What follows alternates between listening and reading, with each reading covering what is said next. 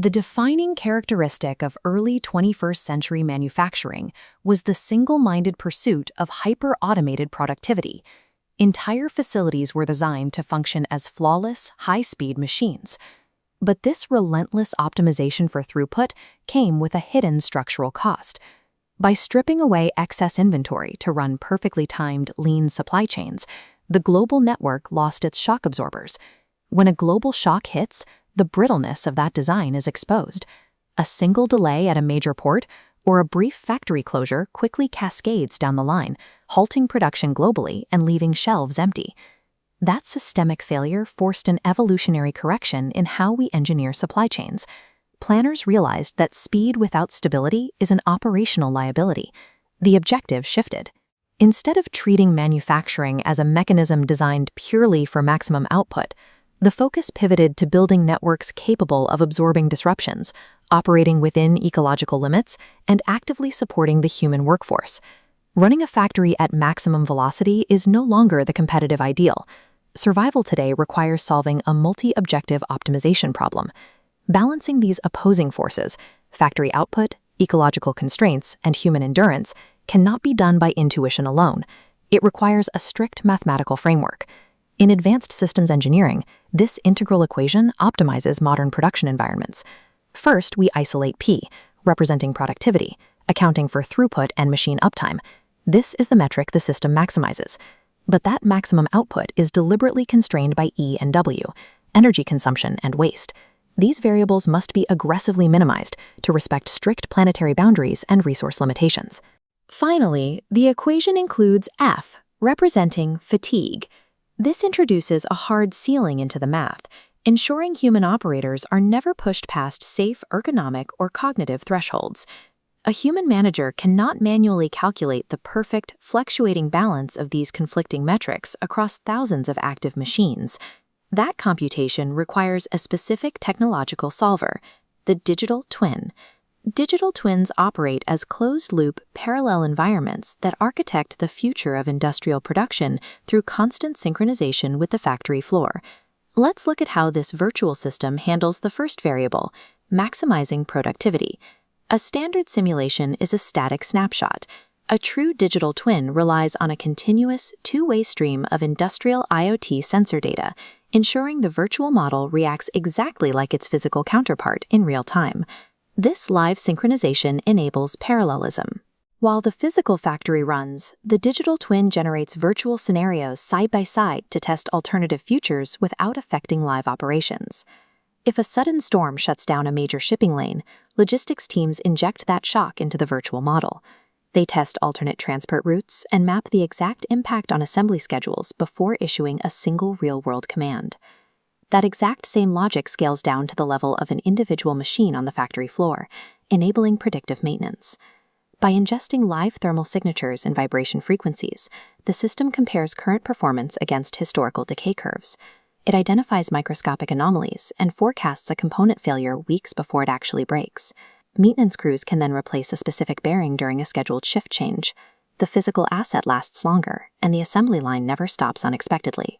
By replacing reactive repairs with proactive modeling, parallelism redefines productivity. The system maximizes P not through short bursts of stressed output, but by guaranteeing continuous, resilient throughput. But continuous output carries an ecological cost, requiring the system to solve for the next two variables, energy and waste. Modern industrial operations are strictly constrained by carbon emission targets and resource scarcity, a reality that requires deep environmental intelligence.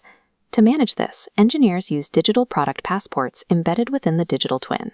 This data structure creates a traceable record for every single component, mapping its origin, material composition, and lifetime carbon footprint. This granular tracking makes a working circular economy possible. When a product reaches the end of its life, the passport tells recyclers exactly which high-value materials can be safely extracted, remanufactured, and reintegrated into new assemblies. The system also regulates active resource consumption. An AI-augmented digital twin can communicate directly with regional smart utility grids. It automatically throttles power-intensive manufacturing processes during periods of high electrical demand, or accelerates production to align perfectly with peak renewable generation from local wind and solar sources. Sustainability ceases to be a post-production audit.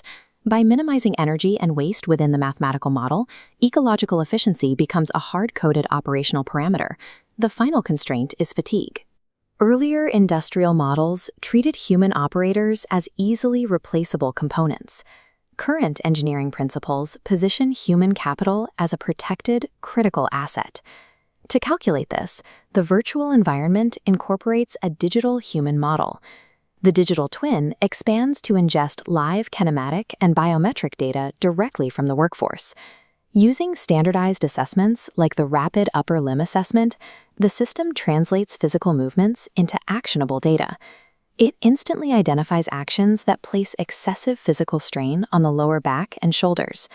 Industrial designers then experiment with the workstation layout in the virtual space, searching for geometric improvements before unbolting a single piece of actual equipment. They simulate raising a material pallet by 12 inches. The mathematical model confirms the exact reduction in joint compression, and the worker's biometric heat map drops safely into the green zone. The resulting ergonomic stability yields direct economic returns. Lower injury rates and reduced turnover allow companies to retain an aging, skilled workforce that would otherwise be lost to physical degradation. By rigorously quantifying fatigue, engineers finally design heavy industrial environments that adapt to human physical limits, rather than forcing humans to adapt to the machines. Yet this creates an immediate mathematical conflict. Historically, any attempt to maximize factory output directly accelerates human fatigue. To break that direct correlation, facilities deploy collaborative robotic arms, or cobots, operating directly alongside personnel on the floor.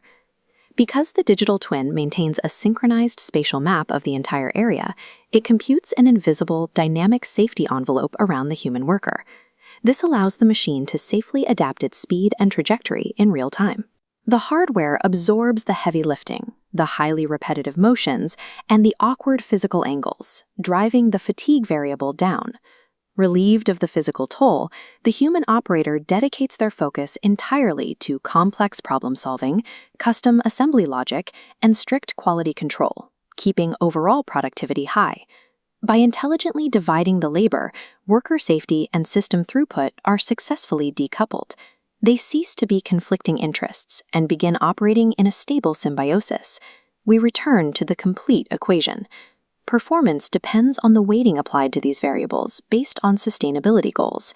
A digital twin continuously calculates the Pareto optimal state for a facility, finding the precise configuration where no single metric can be improved without harming another. These virtual environments predict mechanical failures to preserve capital, trace component life cycles to protect global ecosystems, and model precise kinematics to protect the human body. They replace the fragile methodologies of pure output generation with calculated, holistic systems engineering. True industrial resilience is no longer defined by the maximum speed a system can achieve, but by how intelligently that system can adapt to constraints. Digital twins provide the architectural bridge for global manufacturing to transition from rigid automation into a model of sustainable, resilient prosperity.